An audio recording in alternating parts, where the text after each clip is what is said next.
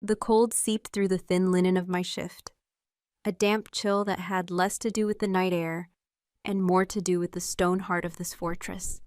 The scent of pine and wet earth, once a comfort in my own lands, was tainted here with something sharp and metallic, the smell of shed blood and old iron. Every sound was magnified in the echoing hall, the guttural laughter of my captors, the clink of ale horns against wood, and the relentless rhythmic drag of the chains that bound my wrists. Each scrape of iron against the flagstones was a pronouncement of my defeat, a sound that stripped away another layer of my soul. I was Halira Marquis, Omega of the Silverwood Pack, and I was being led to slaughter. My wolf, a timid creature even in the best of times, was utterly silent within me, a ghost of a presence curled into a tight knot of terror. She offered no strength, no defiance, only the trembling certainty of our doom. They had ripped me from my den in the dead of night, a prize taken after the final battle had broken my pack's spirit and scattered our warriors. Now I was nothing more than spoils, a symbol of their victory to be presented to their alpha. The thought of him made a new, colder fear snake around my ribs. Bastion Corvel, the Black Wolf of the North. His name was a curse whispered by our elders, a terrifying bedtime story told to unruly pups. They said he was born of storm and shadow, that his heart was a shard of winter ice, that he'd torn the throat from his own father to claim his title. The great hall of the Corvel Pack was a cavern of flickering firelight and deep, menacing shadows. A massive hearth roared at one end, spitting embers that danced like angry sprites.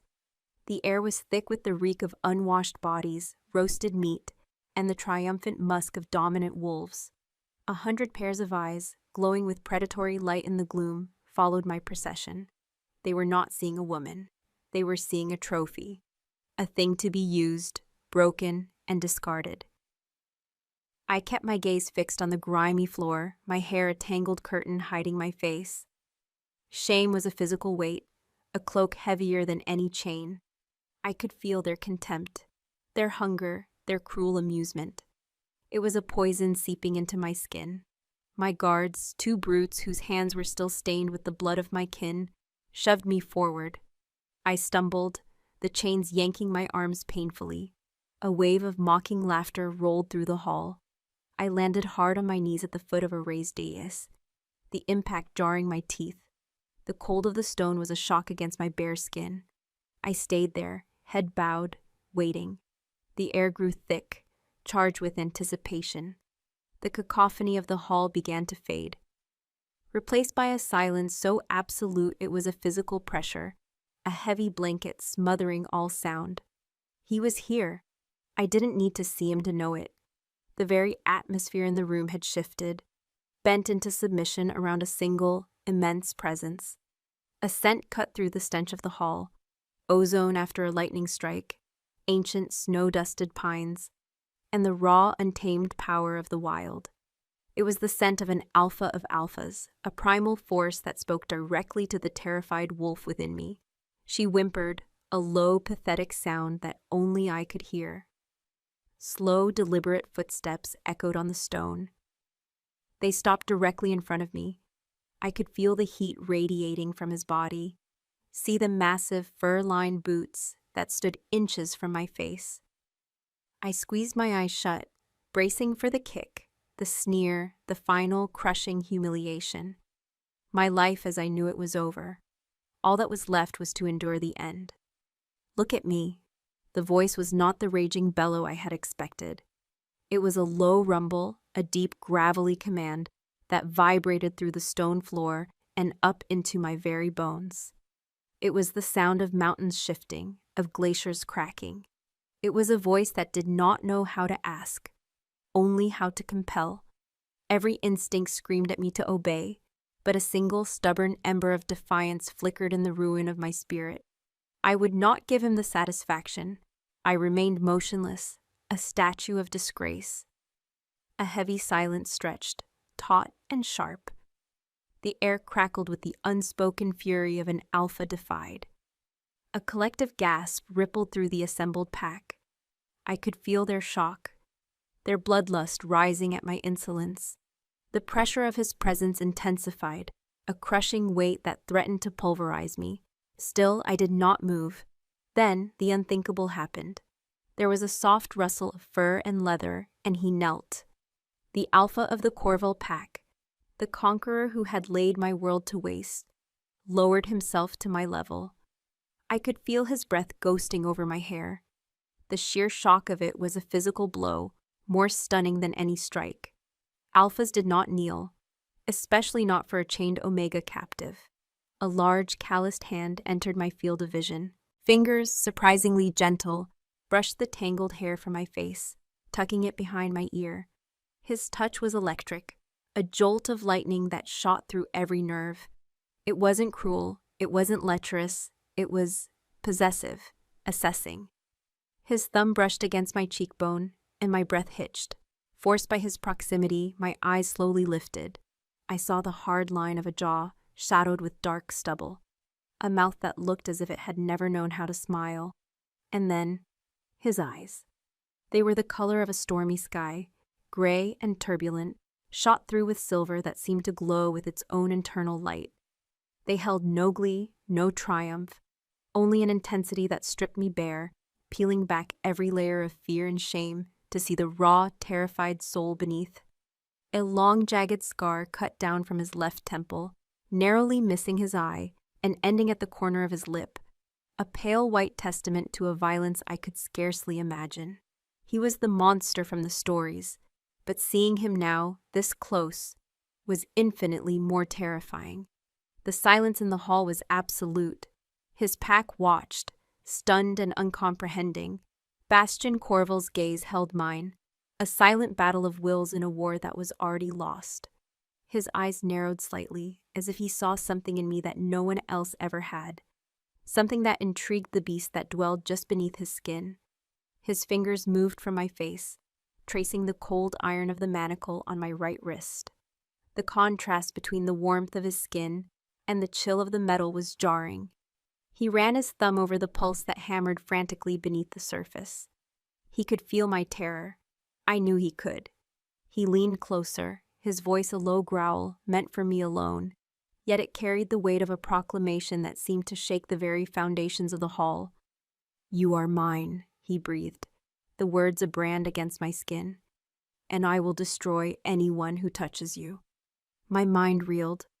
This was not the speech of a conqueror to his spoils. This was a vow, a claim. It was a warning shot fired not at me, but at the sea of hungry wolves surrounding us.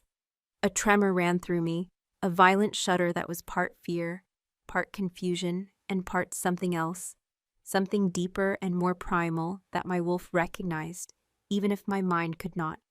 He rose to his full, intimidating height, pulling me up with him as if I weighed nothing. The chains clanked, a discordant sound in the charged silence.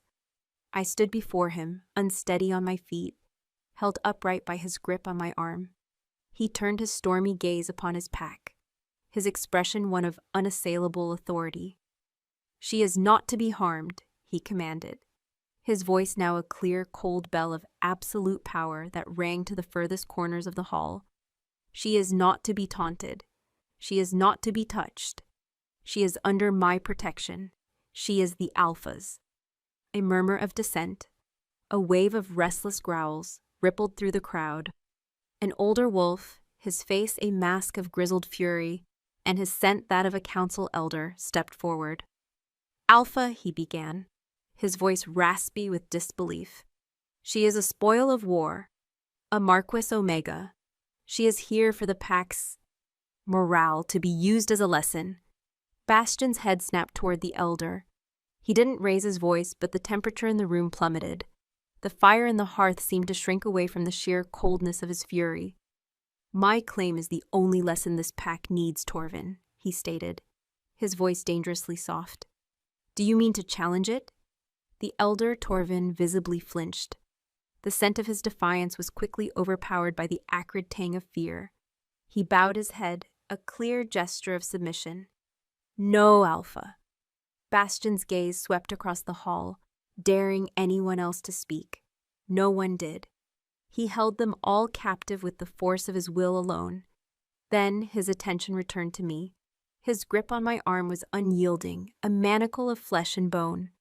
He looked down at the chains that still bound me, a flicker of something, annoyance perhaps, crossing his scarred features. Without another word, he began to lead me from the dais, not toward the dungeons as I'd expected, but toward the private staircase that led to the Alpha's chambers. The pack parted before us like a receding tide, their eyes filled with a mixture of fear, confusion, and raw, thwarted hunger. They still saw me as prey, but now I was a prey that belonged solely to the apex predator, and none dared to poach from his territory. As we reached the first step, my legs, weak with shock and exhaustion, finally gave out. I stumbled, but he caught me easily, his arm wrapping around my waist to hold me steady against his side. The contact was overwhelming, the solid wall of his chest, the heat of his body, the intoxicating, terrifying scent of him flooded my senses. My wolf, which had been cowering in the depths of my soul, stirred. It was not a surge of defiance, but a faint instinctual pull toward the sheer, unadulterated power pressed against me. It was a betrayal I could not afford. He didn't speak, just held me there for a moment, letting me regain my balance. His hand rested on the small of my back, a gesture so shockingly intimate it felt like a brand through my thin shift. I could feel the hard, chiseled muscle beneath his tunic, the steady, slow beat of his heart against my ear. It was the calm, powerful rhythm of a creature who had never known fear. He pulled me up the stairs, away from the prying eyes and the hostile silence of the great hall. Each step took me further from what I knew and deeper into the heart of my enemy's power. The chains on my wrists felt heavier than ever, but it was his claim, his whispered vow, that truly bound me now. It coiled around my heart, a strange and terrifying bond that felt less like a prison and more like a leash held by a wolf who had no intention of ever letting me go. The heavy oak door at the top of the stairs groaned shut behind us, the sound echoing the final closing of a tomb. A thick iron bolt slid into place with a definitive, soul-crushing thud. I was locked in the heart of the mountain, in the den of the beast who had torn my world apart. The sudden silence was more deafening than the roars of the pack below. Here, there was only the hiss and crackle of a massive fire in a stone hearth and the ragged, panicked sound of my own breathing. Bastion released my waist, and I stumbled away from him, my back hitting the cold, unyielding stone of the wall. I slid down it until I was huddled on the floor, pulling my knees to my chest in a futile attempt to make myself smaller, to disappear. I was a cornered animal with nowhere left to run. My eyes darted around the room, taking in my cage. It was not a dungeon. It was a vast, cavernous chamber, fit for the king of wolves he was. The ceiling was lost in shadows, supported by thick beams of dark, ancient wood. Furs, bear wolf, stag, were thrown over a colossal bed carved from a single great oak, and more were scattered across the stone floor like pools of darkness. A heavy table stood near the fire, littered with maps and a half-empty flagon of wine.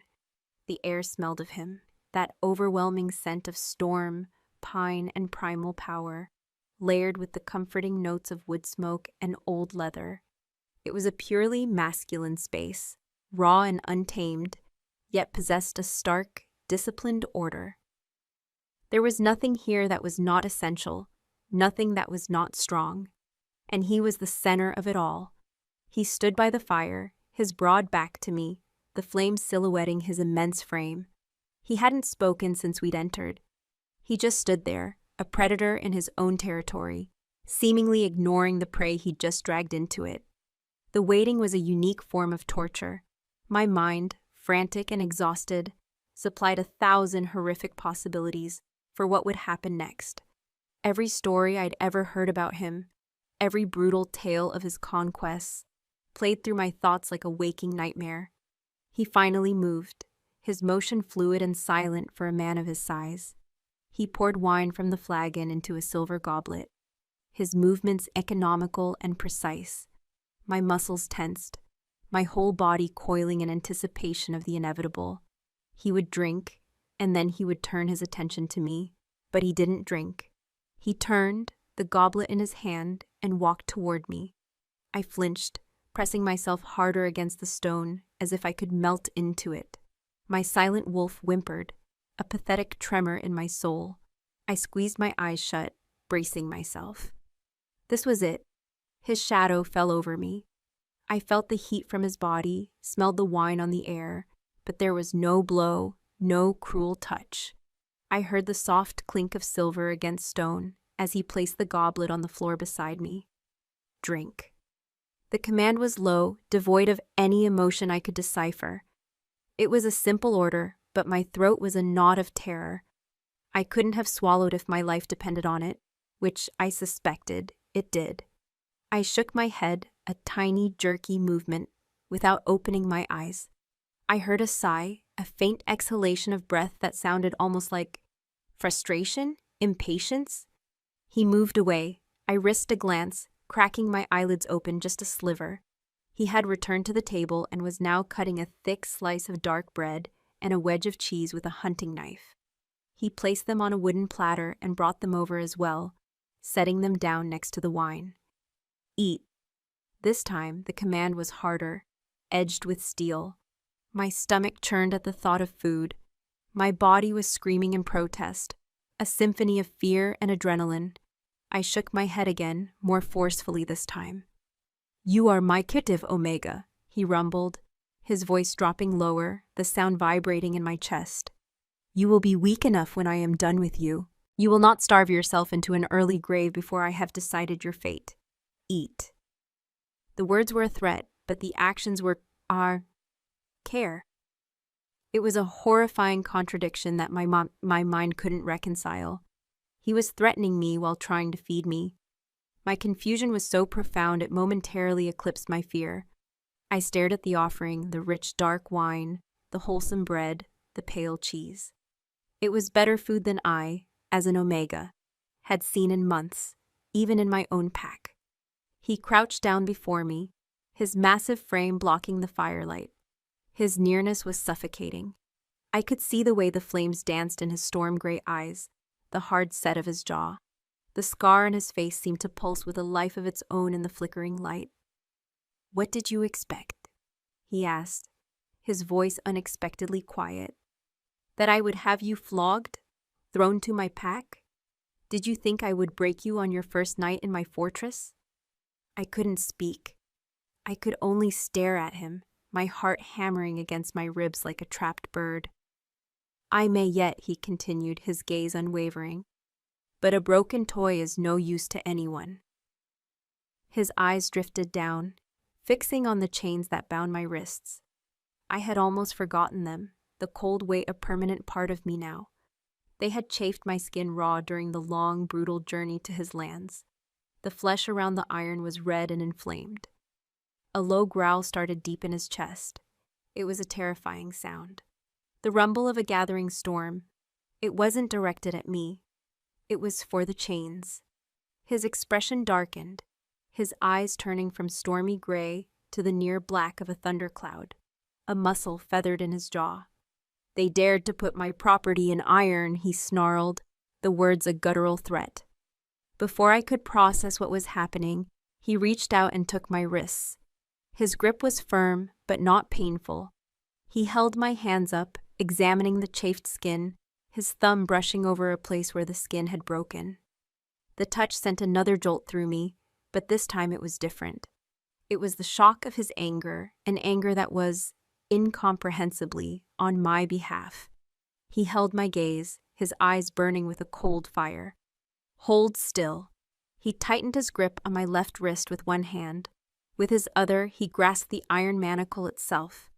I gasped, thinking he meant to crush my bones, to tear my hand from my arm. I tried to pull away, a choked sob of terror escaping my lips. "I said hold still," he commanded, his voice an iron band around my will. I froze, my body rigid with fear.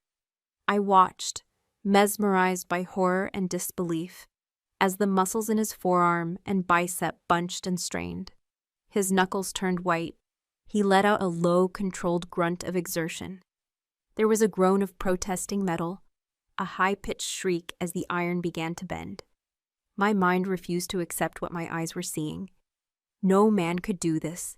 It was impossible. Then, with a deafening crack that echoed through the silent chamber, the thick iron manacle snapped. The broken pieces fell to the stone floor with a clatter. He didn't pause. He immediately took my other wrist and repeated the process. Again, the groan of tortured metal, the impossible display of raw physical power, and then the sharp, explosive snap. The second manacle fell away. I was free. I stared at my hands, at the raw red welts where the chains had been. I was trembling so violently I thought I might shake apart.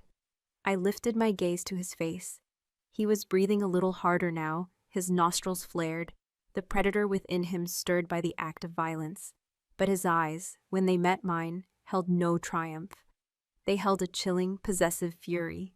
He released me and stood, striding over to a large wooden chest at the foot of his bed. He opened it and pulled out a small pot and some clean linen cloths. He returned to me, kneeling once more. "Give me your hands," he ordered. Numbly, I obeyed. My will was gone, shattered along with the chains. He took my hands in his touch surprisingly gentle as he turned them over to inspect the damage. He opened the pot, and the clean herbal scent of a healing salve filled the air. He dipped 2 fingers into the balm and began to work it carefully into my abraded skin. His touch was a strange and exquisite torture. The salve soothed the burning pain, but the feel of his calloused fingers moving so tenderly over my skin was an agony of a different kind. It was intimate, it was caring, it was everything a conqueror should not be.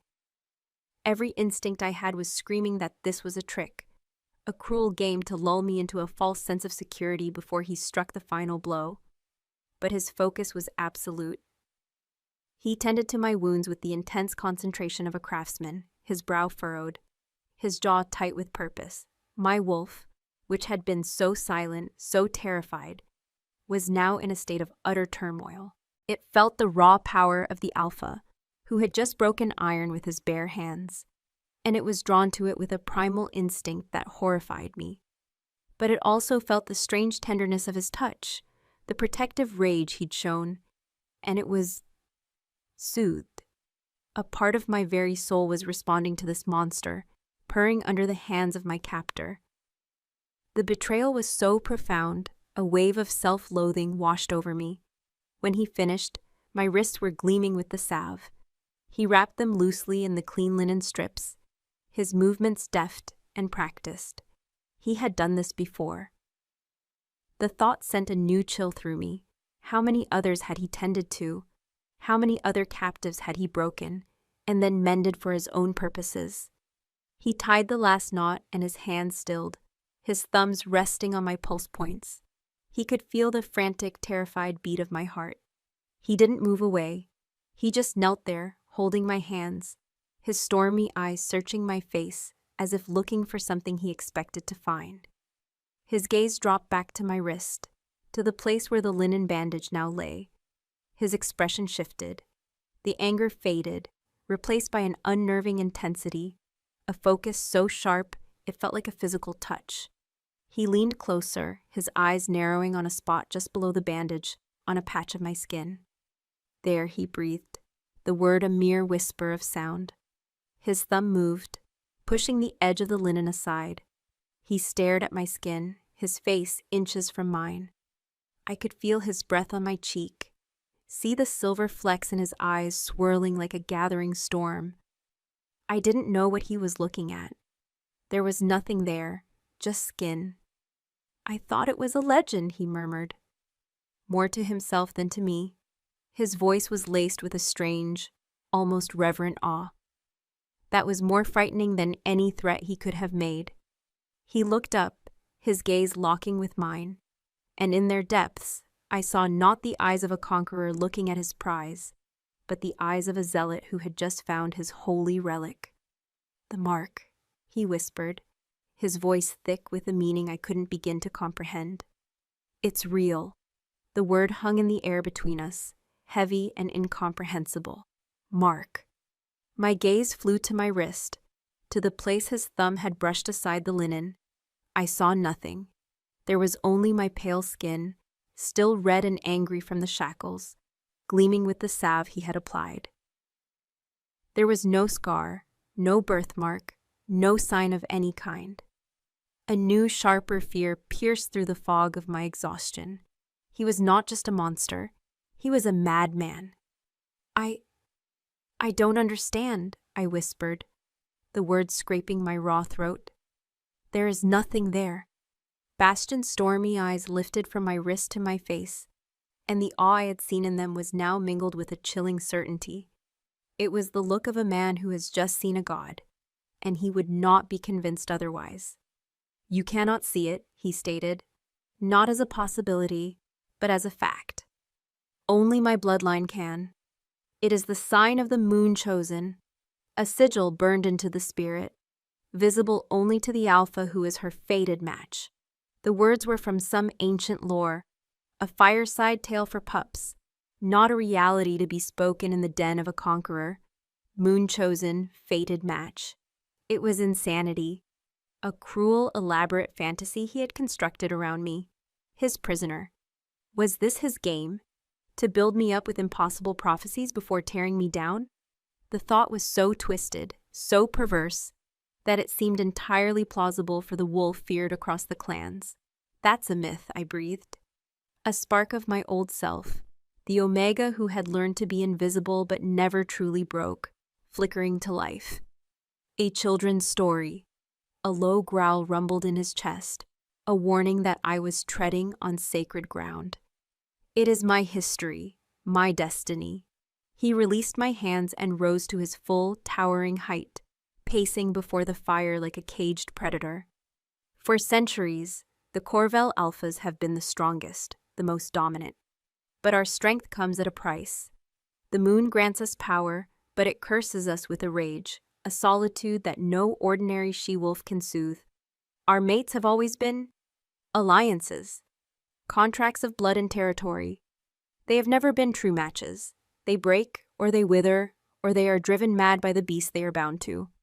He stopped and turned to face me, his scarred face a mask of grim intensity in the firelight. But the legend promised a cure, an Omega born under a shadowed moon, carrying the hidden mark, a wolf with a spirit strong enough not to rule beside the Alpha, but to anchor him, to quiet the storm within. His gaze pinned me to the floor. My father searched for you his entire life, his father before him. They waged wars, conquered lands, all in the hope of finding the one who bore the mark. They died alone, consumed by their own power. He took a step closer, his presence a crushing weight. And then my warriors bring me the spoils of a broken pack, and they deliver my destiny to my very feet. My mind was a whirlwind. This was too much. The shock of my capture, the humiliation in the hall, the breaking of my chains, and now this impossible prophecy. I felt a hysterical laugh bubbling in my chest. Me? The anchor for his soul? I was Halira Marquis, an Omega whose own wolf was a frightened mouse, a she-wolf whose bloodline was deemed too weak to be of consequence. I was the opposite of everything he described. He must have seen the disbelief, the terror, the near madness in my eyes. His expression hardened. You do not believe. It does not matter. The truth does not require your belief to exist. He gestured to the platter of food he'd left for me. Now, you will eat, and you will drink. You will regain your strength. You are no longer a simple prisoner, Omega. You are the most valuable thing in this fortress. You are a treasure my ancestors bled for, and I will not have you damaged. His words offered no comfort. They were just a different kind of chain, a gilded cage forged from prophecy instead of iron. I was not a person to him. I was a relic, a key, a solution to his curse. Numbly, my body moving on an instinct separate from my chaotic thoughts, I reached for the bread. My hand trembled as I lifted the dense, dark slice to my lips. I took a bite. It was rich and nutty, the best bread I had tasted in years. I forced myself to chew, to swallow, then I picked up the goblet. The wine was heavy and sweet, warming a path down into my hollow stomach. He watched my every move, his gaze so intense it was a physical force. He didn't eat or drink himself. He just watched, as if ensuring his precious artifact was functioning correctly. When I had finished the bread and cheese and half the wine, he gave a curt nod of satisfaction. "Good, now you will sleep." He pointed a commanding finger toward the colossal bed, piled high with furs. I froze, the goblet halfway to my lips. His bed. The implication crashed over me with the force of a tidal wave. I shook my head, my eyes wide with a fresh wave of panic. "No." His eyes narrowed. "It is not a request. I will not be your... I couldn't even say the word. I am your prisoner, not your whore." The air in the room went from cold to glacial. The fire seemed to dim, and the shadows deepened, clinging to him. For the first time since he'd knelt before me in the hall, I saw the monster, the black wolf of the stories, surface in his eyes. They bled from gray to pure, predatory silver, glowing with a faint, terrifying light. "You will never speak that word in my presence again," he snarled, his voice a low, vicious thing. "You are the moonchosen. You are my fated mate. You are sacred. I would sooner cut off my own hand than dishonor you in such a way. You will sleep in my bed because it is the safest, most fortified place in this keep. You will sleep there alone. I will take the floor." The shock of his words was as stunning as a physical blow. Sacred. The concept was so alien, so at odds with my entire life as an Omega, that I could not process it. He, the most powerful alpha I had ever encountered, would sleep on the floor while I, the lowest of the low, took his bed. Before I could respond, there was a sharp, authoritative knock at the chamber door. Bastion's head snapped toward the sound, a furious growl ripping from his chest. The protective, possessive rage was back instantly. He moved to stand between me and the door, a living wall of muscle and fury. "Who dares?" he roared, the sound vibrating through the stone. "Alpha, it is Torvin," came the muffled, strained voice of the elder from the hall. "The council demands an audience. They will not be placated. They speak of your father's laws, of the conqueror's right." Bastion was a statue of contained violence. "There is only one law in this keep, and it is mine. They say you have been bewitched by an enemy witch." Torvin's voice was laced with desperation. "They mean to inspect her, to test her for enchantments." The silver in Bastion's eyes flared into a raging inferno. "Open this door, Torvin," he commanded, his voice dropping to a lethally soft tone. "And you will show me who among them wishes to be the first to die." There was a moment of terrified silence, then the sound of the heavy bolt being drawn back. The door creaked open, revealing the grizzled, anxious face of Torvin. Behind him stood 3 other large, grim-faced wolves, all high-ranking members of his council. Their eyes immediately sought me out, huddled by the wall. I saw the greed, the suspicion, and the raw hunger in their expressions. They saw a prize being unjustly hoarded. Bastion did not move to let them in. He filled the doorway, an immovable object of pure authority. "You have a complaint about my claim?" he asked, his voice dangerously calm. One of the wolves behind Torvin, a brute with a flattened nose and cruel eyes, stepped forward. "The Omega is pack property, Alpha. She is a tool to ensure the loyalty of the warriors who bled for this victory. To keep her for yourself is what, Rorik?" Bastion interrupted, his voice like the scrape of a blade on stone. "Finish your sentence. I dare you."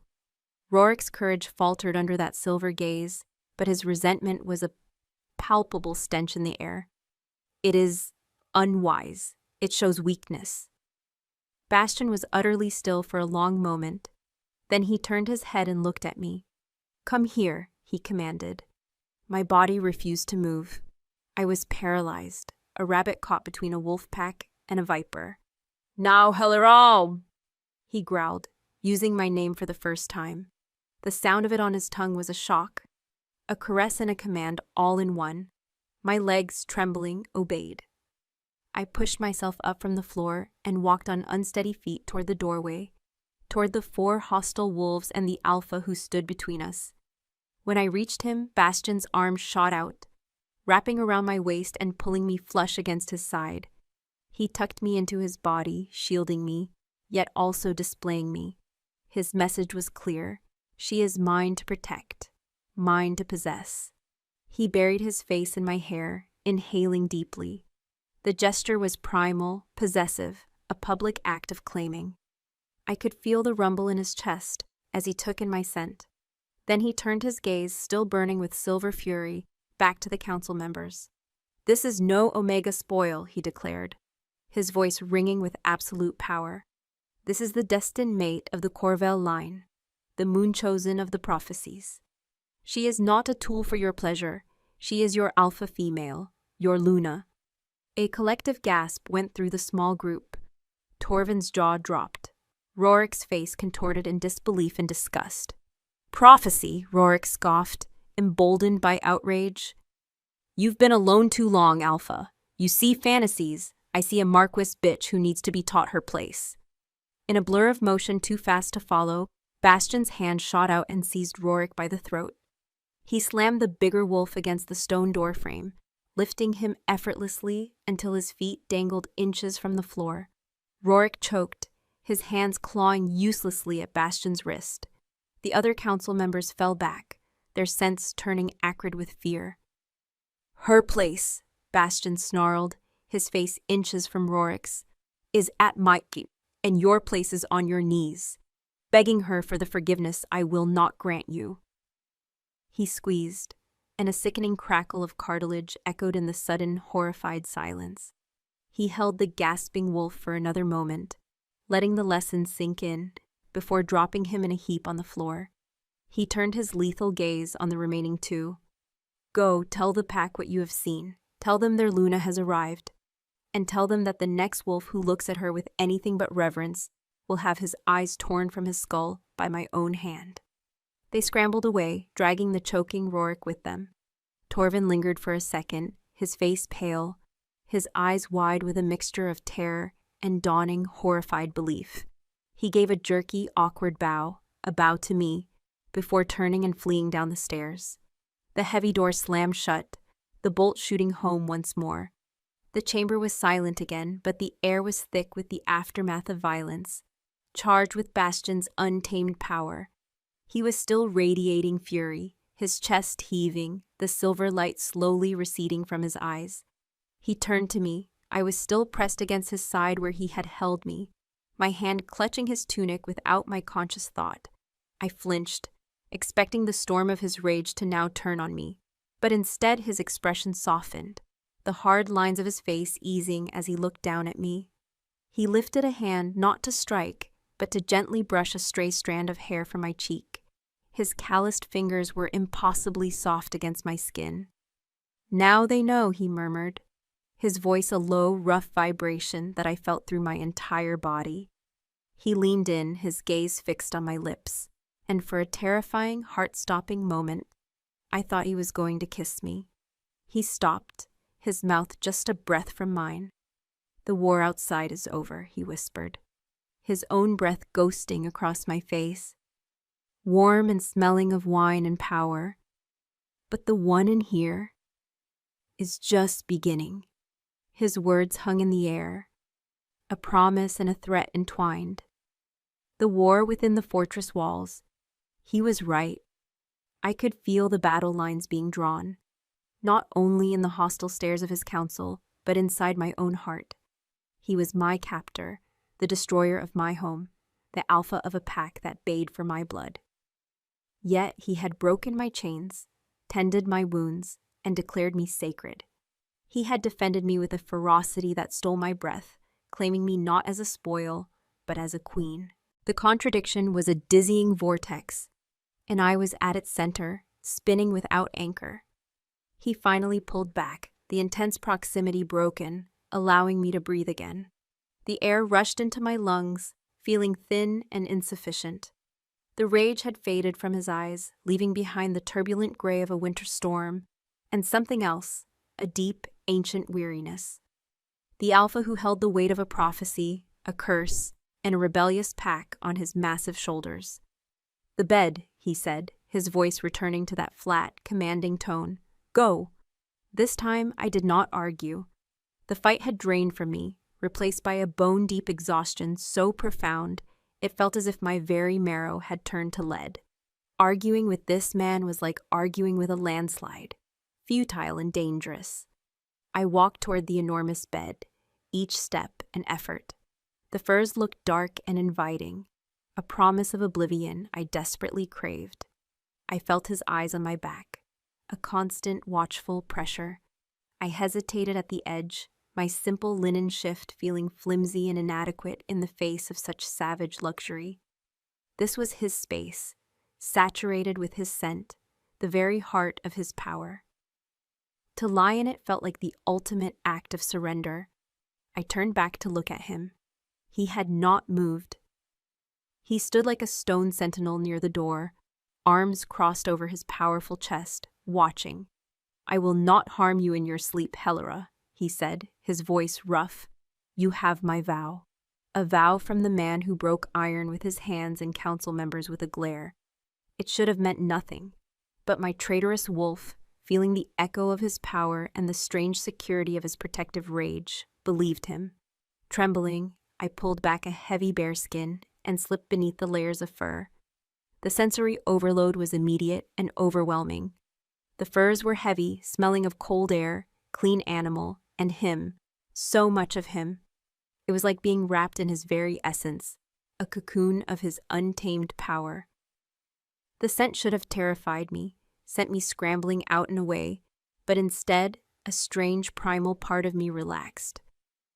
My exhausted body sank into the soft mattress beneath, and the weight of the pelts was not confining, but grounding, safe. The thought was a horrifying betrayal of my family, my pack, my entire life. I was finding comfort in the den of my greatest enemy. I lay on my side, facing the fire, and watched him through my lashes. He retrieved a spare fur from the wooden chest, a simple wolf pelt, and laid it on the hard stone floor near the hearth. Without removing his boots or leather tunic, he lay down, using his arm as a pillow. He was a mountain of a man, yet he made himself small on the floor, a guardian at the foot of his bed. He lay facing me, his stormy eyes open and gleaming in the firelight. He wasn't sleeping. He was watching, standing guard. Sleep did not come easily. My mind was a battlefield of warring images. My capture, the laughing guards, the hatred in the great hall, Bastion's impossible strength, the awe in his eyes when he spoke of the mark, the fear on Torvin's face. And beneath it all, the constant, unnerving presence of the Alpha, lying just feet away. His slow, steady breathing was a calming rhythm in the quiet room, a stark contrast to the frantic drumming of my own heart. I could feel his gaze on me, not predatory, but vigilant. He was guarding his newfound treasure, and the thought sent a fresh wave of confusion and fear through me.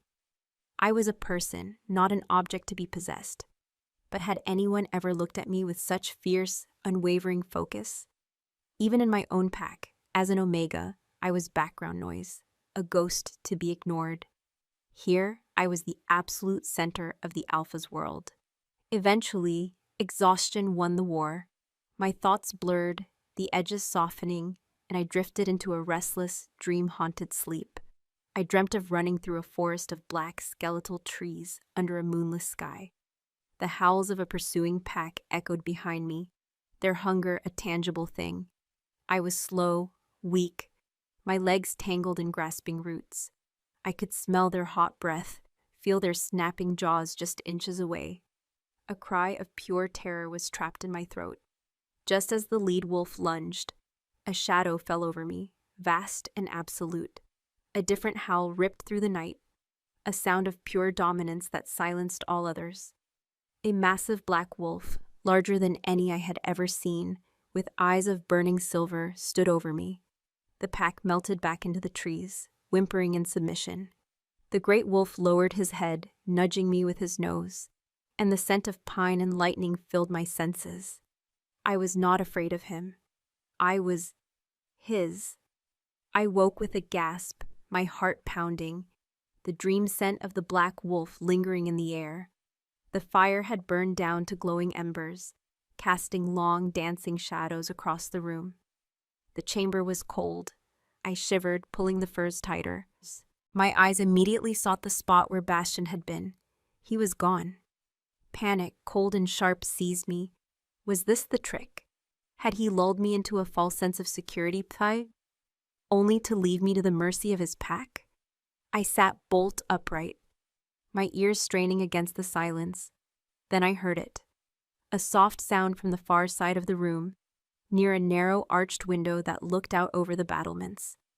I slipped out of the bed, the cold stone floor a shock to my bare feet. Treading silently, I moved toward the sound. Bastian stood with his back to me, shirtless, facing the window.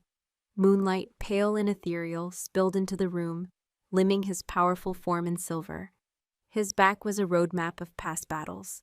Scars, dozens of them, crisscrossed the tanned skin and corded muscle. Some were thin and white with age, others were puckered and angry, newer and deeper.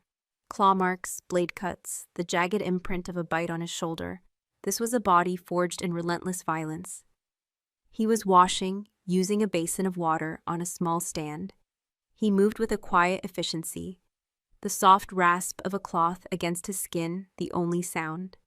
He was so engrossed in his task, he hadn't heard me. He leaned over the basin, splashing water onto his face and neck.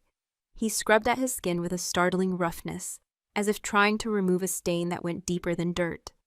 As he straightened, I saw what he was trying to wash away. Splattered across his throat and the hard plane of his chest were faint, dark specks.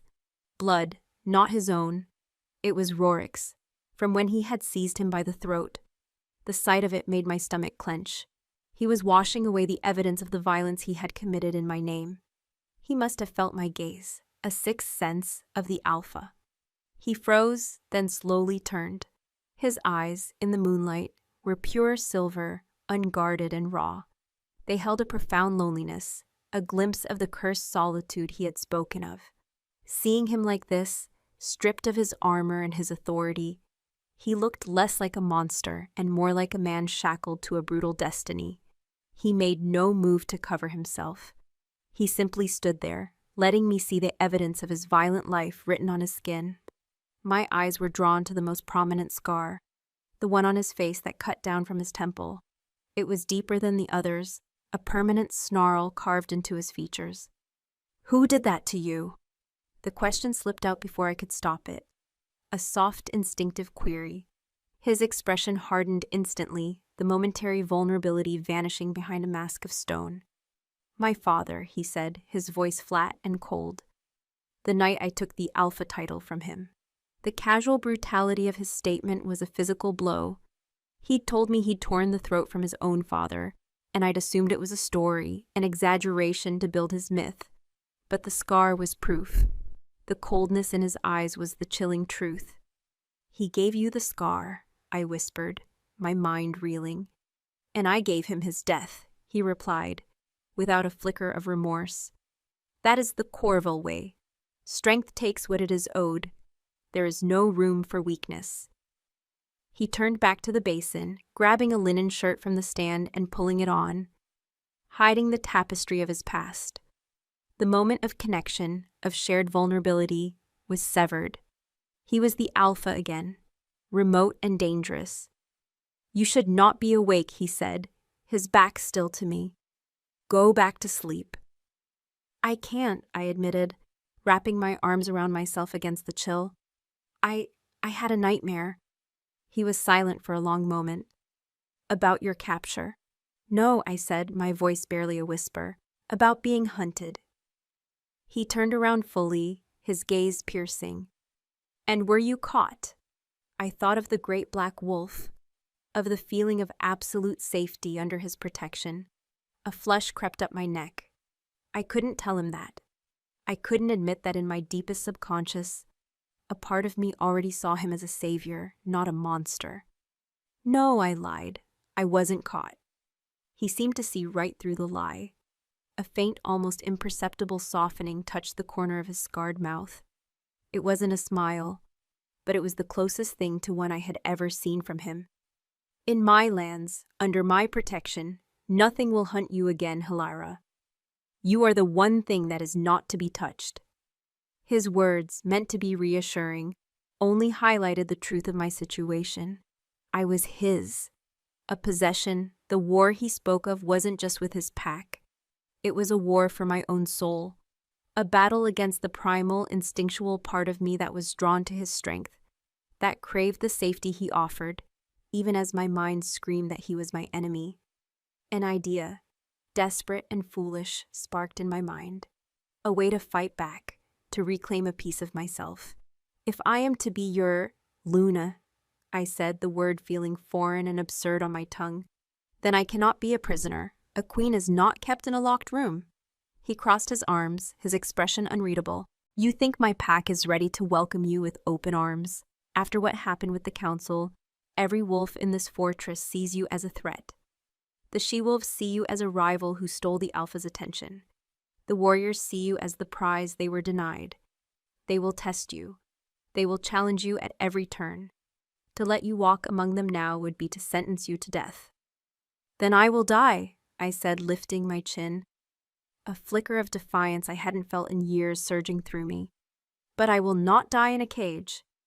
I was an Omega. I know how to be invisible. I know how to survive. Let me walk in the courtyard. Let me feel the sun. If I am truly this moonchosen, then surely I am strong enough to withstand a few resentful stares. It was a gamble, a test. Was I truly sacred to him? Or was I just a convenient tool for his prophecy? If he kept me locked away, he was a simple captor. If he trusted me, if he trusted his own claim over me, he would have to let me go. He stared at me, his gray eyes weighing my words, searching my face. I could see the conflict warring within him, the alpha's instinct to protect his mate, to lock her away from all threats, versus the demand of the prophecy that she be strong enough to anchor him. A Luna hidden in a tower was no Luna at all. Finally, he gave a slow, deliberate nod. Very well, he conceded, his voice a low rumble. Tomorrow, you will walk the courtyard, but you will not be invisible, Hilara. He took a step toward me, his shadow swallowing me whole. You will walk with your head held high. You will meet their eyes, and I will be watching from this window. The moment any one of them lays a hand on you, I will descend upon that courtyard, and I will tear this pack apart. He wasn't just giving me permission, he was issuing a challenge, a test of my strength, and a promise of his own terrifying, absolute wrath. The morning light was a pale, watery gray, filtering through the arrow-slit window and doing little to warm the oppressive stone of the chamber. True to his word, Bastion did not lock me in. He had left at dawn, his departure as silent as a shadow, but he'd left the heavy door unbolted. The freedom was a hollow thing, a leash so long I could almost forget it was there. But his final words from the night before echoed in my mind, a chilling reminder of the stakes. I will tear this pack apart. He had placed not only my life, but the lives of his entire pack in my trembling hands. A young she-wolf, her scent a nervous mix of lavender and fear, had brought a tray with breakfast. More bread, hard cheese, and a mug of steaming herbal tea. She had not met my eyes, her head bowed in a gesture that was half reverence and half terror. She had also brought a dress. It was a simple garment of dark green wool, clean and patched, but far warmer than my threadbare linen shift. As I changed, I felt a knot of dread tightening in my stomach. The dress was another symbol of my changing status, another layer separating me from the captive I was, and pushing me toward the Luna I was supposed to become. Standing before the unbolted door, my hand hovering over the iron handle, I almost faltered. It would be so easy to stay, to remain in the relative safety of the Alpha's den, a gilded cage where the only monster was the one who had declared me sacred. But to do so would be to accept his possession of me entirely. To walk out that door was an act of defiance, a claim on my own existence, however fraught with peril. Steeling my nerves, I pulled the door open and stepped out into the cold stone corridor. The fortress was a maze of echoing hallways and steep winding stairs. The air was thick with the scent of wood smoke, damp stone, and the living, breathing musk of the pack. Wolves, warriors, and servants alike stopped dead in their tracks as I passed. Conversations died. Work ceased. All I could hear was the soft scuff of my borrowed boots on the flagstones and the frantic thumping of my own heart. I kept my head high, as Bastian had commanded, but it took every ounce of my will. Their eyes were a physical weight. I felt their stares like 1,000 tiny needles against my skin. The males watched with a mixture of resentment and raw, carnal assessment. I was the prize they had been denied, the alpha's forbidden fruit, and their gazes stripped me bare. But it was the she-wolves whose hatred was the most potent. Their eyes glittered with a venomous jealousy. I was the outsider, the enemy Omega who had, by some dark magic, captivated their alpha. I had stolen the position that should have belonged to one of them. Their contempt was a tangible force, a cold wave that threatened to drown me. I finally found my way to the central courtyard, a vast open space paved with uneven cobblestones and surrounded by the towering gray walls of the keep. The sky above was a sheet of pewter. Warriors were training in one corner, the clash of practice swords ringing in the frigid air. She-wolves were mending nets and grinding herbs near a communal well. When I stepped into the open, a hush fell over the entire courtyard. It was the same crushing silence from the great hall, but this time I was not on my knees in chains. I was standing on my own 2 feet, alone and exposed. I remembered Bastian's command, "Meet their eyes." I forced myself to do it. I looked at the warriors, at their hostile, suspicious faces. I looked at the she-wolves, at their sneering, hate-filled expressions. I let them see that I was not afraid, even though fear was a living thing clawing at the inside of my throat. I began to walk, my steps deliberate, my path taking me directly across the center of the courtyard. I was a lone deer walking into a wolf den. Whispers erupted behind me like the hissing of snakes. The Marquis whore. Look at her, brazen as you please. Witch. She must have enchanted him. My mate bled to conquer her people. That bitch should be scrubbing our floors on her knees. The words were meant to wound, to break my composure. I focused on the rhythmic sound of my own footsteps, on the feeling of the cold air on my face. I remembered my life as an Omega in my own pack. I had endured whispers and scorn my entire life. This was different only in its intensity. Here, the hatred was sharp enough to draw blood. I was halfway across the courtyard when 3 she-wolves detached themselves from the group by the well and moved to block my path. The one in the lead was tall and powerfully built for a female, with a handsome, cruel face and hair the color of fire. Her scent was sharp with dominance and aggression. She was no Omega, a Beta at least. Her 2 companions flanked her, their expressions identical masks of smug contempt. "Lost, little Omega," the redhead sneered, her voice loud enough for the entire courtyard to hear. I stopped, my heart hammering against my ribs. "No," I said, my own voice quiet but steady. "I am exactly where I mean to be." The she-wolf laughed, a harsh, ugly sound. "You mean to be in the alpha's bed, you mean. We all know what you are. A weakling's whore who spread her legs to save her own skin." The insult was so vile, it momentarily stunned me. My hand clenched into a fist at my side.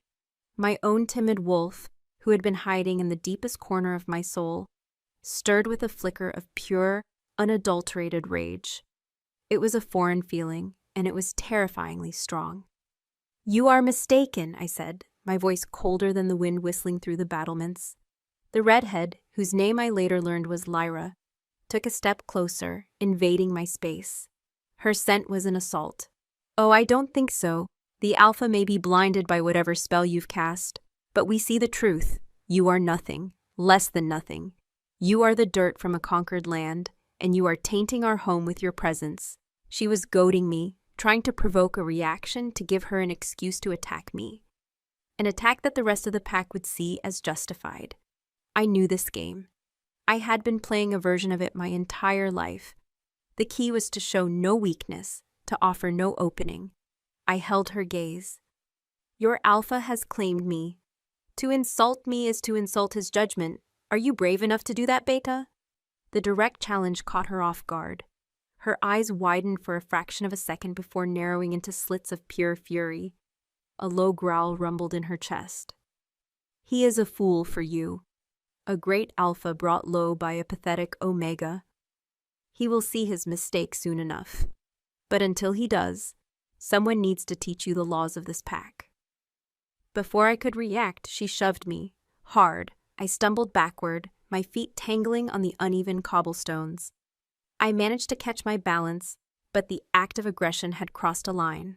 A collective gasp went through the courtyard. This was it, the test. Lyra smiled, a predator's grin. What's wrong, little witch? No magic to save you now? I looked past her, my eyes scanning the walls of the keep, searching for the window of the alpha's chamber. I saw nothing but cold, dark stone. Was he watching? Did he see this? Or had he left me here to truly fend for myself? The thought that he might have abandoned me was a cold knife in my gut. I was alone. The realization was both terrifying and liberating. If I was to survive this, it would not be because of an alpha's protection. It would be because of my own strength. I don't need magic to deal with a bully, I said, straightening to my full height. Lyra's smile vanished. With a furious snarl, she lunged. She was bigger, stronger, a trained warrior. I was an omega who had never been in a real fight.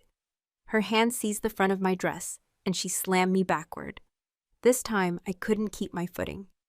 I fell hard, the impact of the cobblestones jarring my entire body. Pain shot up my spine, and the air was knocked from my lungs. Laughter erupted from the onlookers. Lyra stood over me, triumphant, her face flushed with victory. See? Nothing, just a weak, pathetic creature, not fit to lick our alpha's boots. Pain and humiliation washed over me. This was the Great Hall all over again. On my knees, at the mercy of my enemies. But something was different now. The tiny, flickering ember of rage I had felt before was now a growing flame. It was fueled by every insult, every shove, every moment of scorn I had ever endured. It was a lifetime of repressed anger demanding to be heard. My wolf, the timid mouse, was gone. In its place was something else, something I didn't recognize. A low growl, shockingly deep and feral, rumbled in my chest. It wasn't a sound of fear. It was a sound of pure fury. Lyra's eyes widened in surprise. She had not expected this. No one had. I pushed myself up onto my hands and knees, my head bowed, my hair falling to hide my face. The growl continued, a steady, menacing vibration. Get up, whore, Lyra spat, aiming a kick at my ribs. I moved, not away, but toward her. In a flash of motion I didn't know I possessed, I surged upward, my head connecting with her chin with a sickening crack. Her teeth snapped together, and she staggered back, a cry of pain and surprise escaping her lips. I was on my feet before she could recover. The world seemed to slow down. My senses were heightened, sharpened to a razor's edge. I could smell the coppery tang of the blood where she'd bitten her tongue. I could see the shock and dawning fear in the eyes of her two companions. I could feel the cold, hard certainty of my own power, a power I never knew existed. This wasn't my wolf. This was me. Lyra shook her head to clear it, her eyes burning with murderous intent. She came at me again, her hands reaching for me like claws. I didn't retreat. I met her charge. I ducked under her grasping arms, my body moving with an instinct I couldn't explain. I drove my shoulder into her stomach, using her own momentum against her. The air rushed out of her in a great whoosh, and she doubled over, gasping. I wasn't done. The rage was a fire in my blood, demanding satisfaction. I grabbed a handful of her fiery hair and yanked her head back, forcing her to meet my eyes. You will never, I snarled, my voice a guttural, unrecognizable thing, touch me again. I shoved her away from me, and she fell in a heap on the cobblestones, the same way I had just moments before. The courtyard was utterly silent. The warriors had stopped their training. The she-wolves stood frozen. They were all staring, their faces a mixture of disbelief, shock, and a new dawning fear. They were not looking at an omega. They were looking at something else entirely. My chest was heaving, my body thrumming with an adrenaline I had never known. The rage began to recede, leaving me shaky and cold in its wake. What had I done? I had just attacked a high-ranking beta in front of the entire pack. Bastion's protection wouldn't save me from this. This was a direct challenge, an unforgivable breach of pack law. I would be torn apart. Then a new scent cut through the air.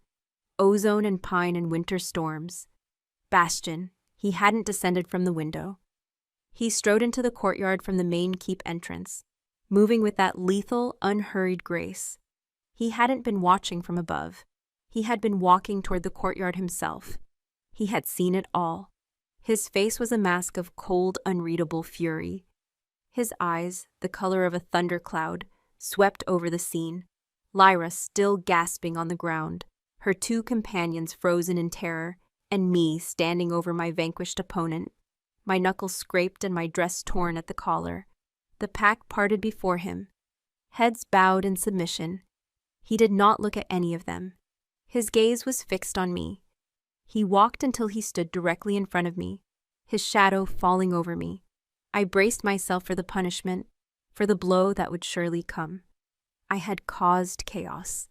I had broken his pack's hierarchy. I had failed his test in the most spectacular way possible. He reached out, and I flinched. But his hand was gentle as he cupped my chin, tilting my face up to his. His thumb brushed over my cheekbone. His stormy eyes searched mine, and in their depths I saw not anger, but a blazing, terrifying pride.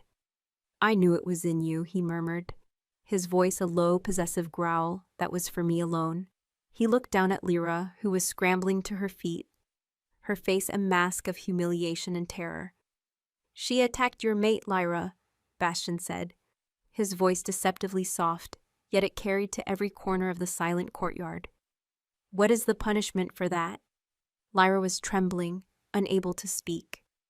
"The punishment," Bastion continued, his voice dropping to an icy whisper, "is death."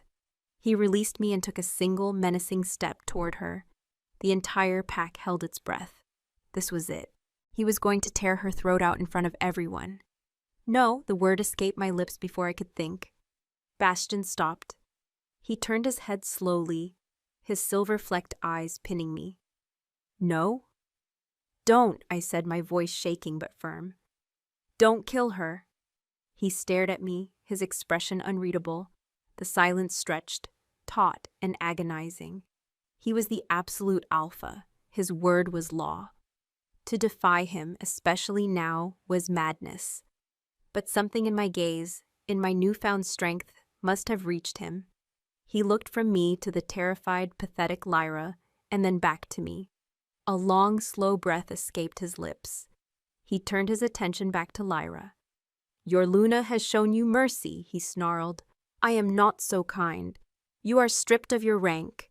You will spend 1 moon cycle in the cells, and if you ever so much as look at her again, I will finish what I am starting today." He turned his back on her, a gesture of ultimate dismissal, and faced me once more. He held out his hand. It was not a request. It was a command, a summons. After a moment's hesitation, I placed my trembling hand in his. His fingers closed around mine, his grip warm and strong. He pulled me to his side and, in front of his entire silent, shocked pack, he lifted my hand to his lips and pressed a kiss to my bruised knuckles. "Come," he said, his voice softening. "Let's go home." He led me from the courtyard, his hand a warm, possessive brand around mine. The pack parted for us, a sea of bowed heads and averted eyes. The scents in the air had changed. The cloying smell of contempt and hatred had been replaced by something sharp and acrid, fear, and beneath it, a subtle, reluctant shift toward something else. Respect. They had not respected the Alpha's decreed Luna, but they respected the she-wolf who had brought a ranking beta to her knees. They respected the power I had inexplicably shown, and they feared the alpha who had endorsed it. We walked in silence back through the winding stone corridors, up the private staircase, and into the vast chamber that was now both my cage and my sanctuary. Only when the heavy oak door was bolted behind us did Bastian finally release my hand. The absence of his touch left my skin feeling cold and strangely empty. I stood in the center of the room, my body still thrumming with the aftershocks of the fight. My knuckles ached. A bruise was already purpling on my ribs where Lyra had kicked me. My muscles, unused to such exertion, trembled with fatigue, but I felt more alive than I had in my entire life. The frightened invisible Omega was a ghost, a shed skin I had left behind on the cobblestones of the courtyard. In her place stood someone I did not yet know. Bastian moved to the table and poured 2 goblets of wine, his movements as economical and precise as always. He had shed the cold fury of the alpha in the courtyard, but a different kind of intensity radiated from him now, a focused, almost hungry energy that was directed entirely at me. He brought one of the goblets to me, pressing it into my hand. "Drink," he ordered. His voice was rough, a low growl that vibrated in his chest. "Your first taste of battle, it leaves a thirst." I took the goblet, my fingers brushing against his. The contact sent a jolt of awareness through me, sharp and clean as lightning. I drank deeply, the wine a welcome fire in my belly, steadying my trembling limbs. He watched me, his stormy eyes missing nothing, the slight tremor in my hand, the new defiant set of my shoulders, the lingering fire of the fight in my eyes. "I did not know I had that in me," I whispered, staring into the dark depths of the wine. "That rage, that strength?" "I did," he stated, his voice a low rumble. "The mark of the moonchosen is not a brand on a weakling. It is a sign of a sleeping power. The she-wolf meant to anchor an alpha like me cannot be a mouse. She must have a wolf of her own." He took a step closer, his presence filling the space between us, making the air feel thick and heavy. "And today, for the first time, I saw her." His words sent a shiver down my spine. That had nothing to do with the cold. He was not talking about my physical wolf, the timid creature that still hid within me. He was talking about the spirit, the fire he had seen in the courtyard. He was looking at me, truly looking at me, and seeing not a prisoner, not a prophecy, but a partner, an equal. "Why did you stop me?" he asked, his voice dropping lower, more intimate. "In the courtyard, why did you spare her life?" "Because that is not who I am," I answered, finding my voice. "I am not a killer, and because a Luna who rules through fear alone is no Luna at all. She is just another tyrant." I lifted my gaze to meet his. "Your pack will not learn to respect me if my first act is to have one of their own executed for a petty squabble." A slow, dangerous smile touched Bastian's scarred lips. It transformed his harsh features, making him look devastatingly predatory. "You speak of ruling." "You are the one who named me Luna in front of your council," I countered, a surprising boldness rising in me. "If I am to wear the title, I will define what it means. It will not be defined for me."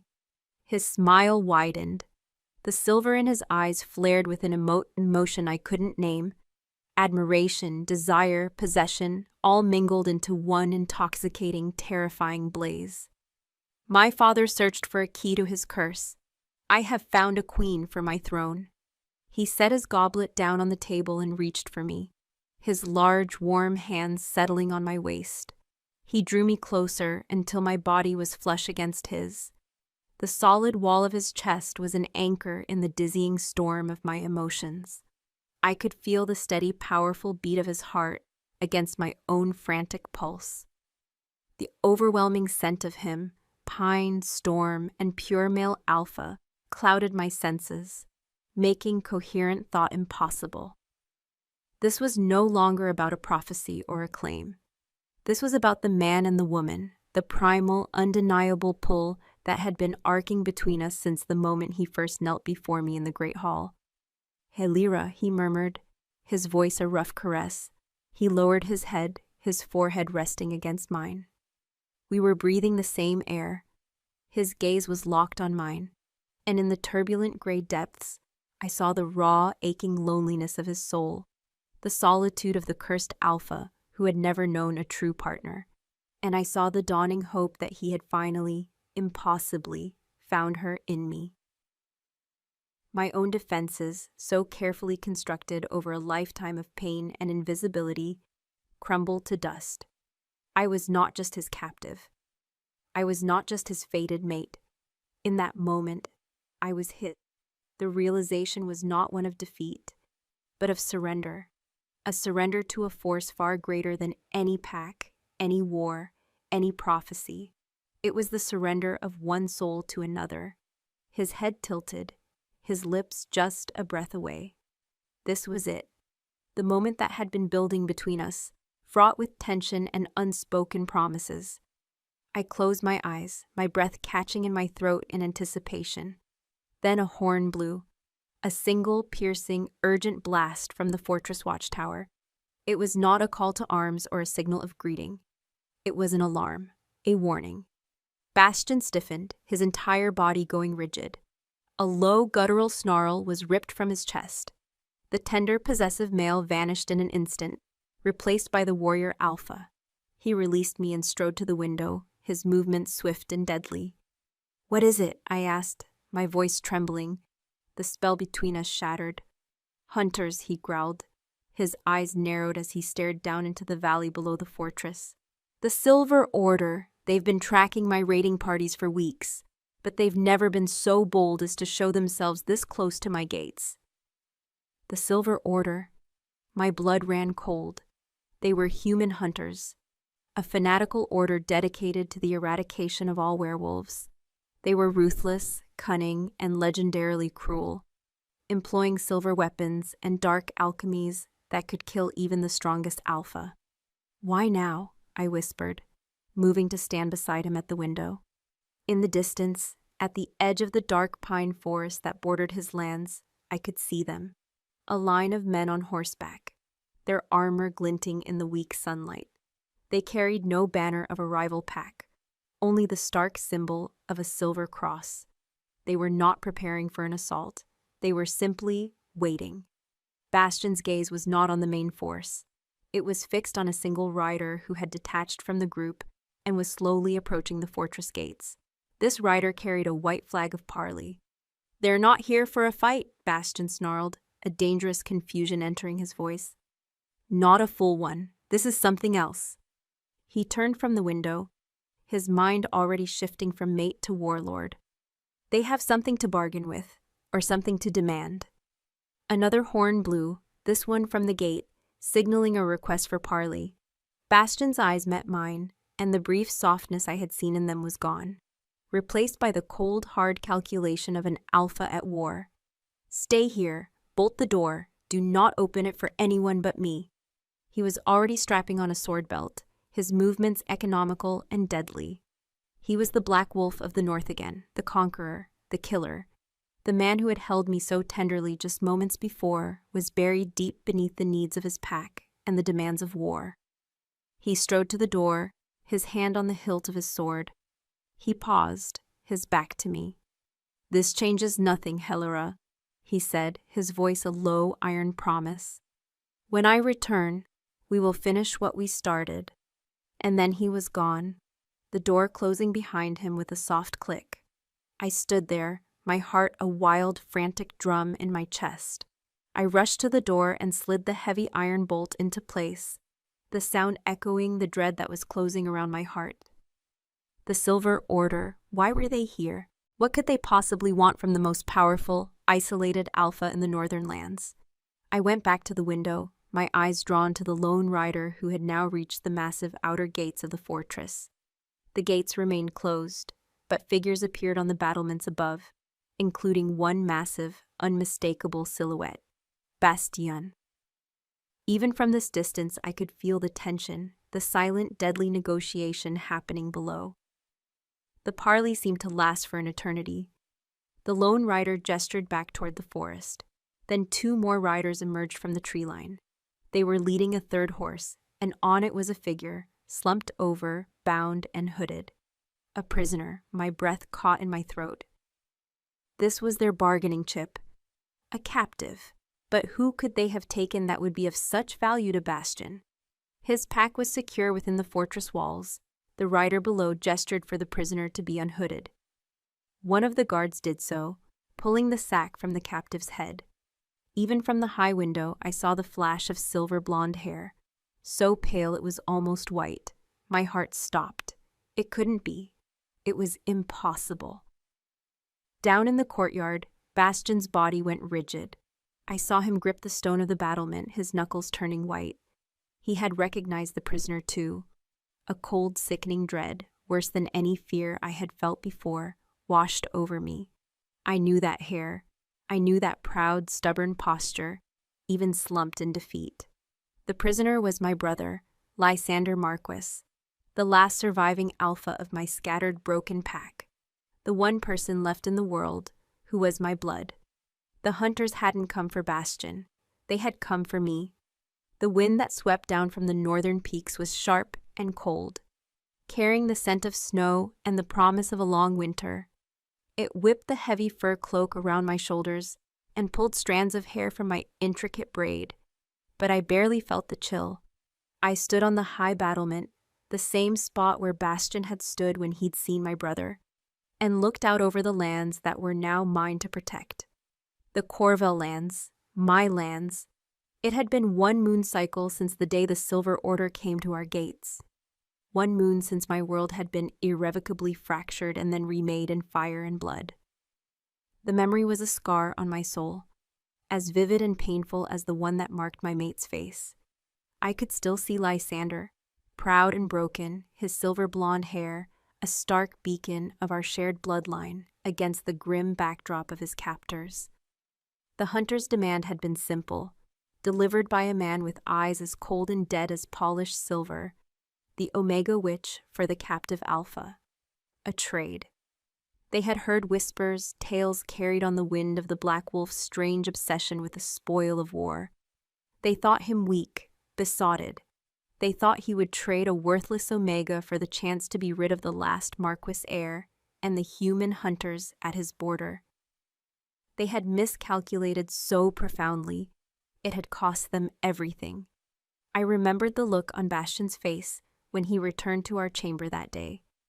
The tender suitor was gone, the hope in his eyes extinguished, and replaced by the bleak, desolate landscape of an impossible choice. He had not told me the terms of their offer. He didn't have to. I had seen Lysander. I knew. He is my brother, I had told him, my voice a hollow echo in the vast room, the only family I have left.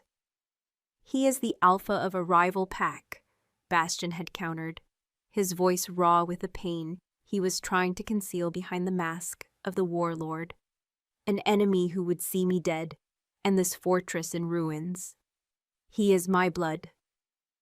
The agony of that choice had hung between us, a chasm that threatened to swallow the fragile, burgeoning thing we had built. To give me up was unthinkable to him, a violation of the prophecy, of his vow, of the primal claim his soul had laid on mine.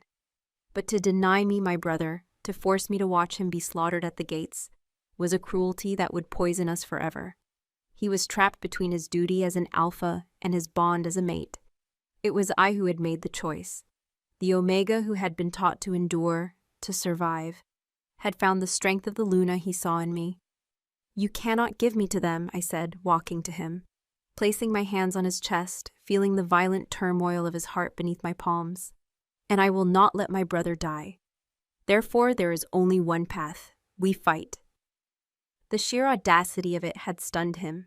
To openly wage war on the Silver Order was suicide. They were masters of tactics, armed with the one substance that could cripple our kind. But as he looked into my eyes, he saw not a foolish girl, but the queen he had named me. A queen who would not sacrifice her king and would not abandon her people. What followed was not a battle, but a slaughter. Bastian did not meet them on the open field as they expected. He was a creature of shadow and strategy. He used the land, his land as a weapon. Under the cover of a moonless night, his warriors, with me at their side, had fallen upon the hunter's camp like a winter storm. It was not a clash of swords and shields. It was a primal reaping. The Corvel wolves, fighting for the Luna, who had chosen them over her own blood, were possessed by a righteous fury I had never witnessed. And Bastion was a force of nature, a whirlwind of black fur and silver eyes, a living embodiment of death. He tore through their ranks, his fangs and claws ripping through silver-inlaid armor as if it were parchment. He was not just an alpha protecting his pack. He was a male protecting his mate, and there is no more terrifying creature in the world. I had found my brother, chained to a post in the center of the camp. While Bastion's fury held the hunters at bay, I had broken Lysander's bonds. He had stared at me, his eyes wide with disbelief, seeing not his weak Omega sister, but a she-wolf radiating a power he didn't recognize. A dark, fur-clad queen with the scent of the black wolf clinging to her like a second skin. "Helira, what is this madness?" he'd gasped. "This is my life now," I'd told him, pressing a dagger into his hand. "Fight with us or run, but know this. I am no longer a Marquis. I am Corvel." He had fought. He had fought with the desperation of a man who had lost everything and been given a second chance. By the time the sun rose, the snow at the edge of the forest was stained red, and the Silver Order's northern presence was shattered. We had returned to the fortress not as a conquering alpha and his captive, but as a united pair, our bond forged in the crucible of battle. Lysander, his pride warring with a reluctant gratitude, had been given a horse and provisions. "My pack is scattered," he'd said to me at the gates, his gaze drifting to Bastion, who stood a respectful distance away, giving us our peace. "We have no home." "You have a home here," I had offered. "If you will bend the knee, not to him," I added, seeing the stubborn pride flash in his eyes, "to me, to your sister, to the Luna of this pack."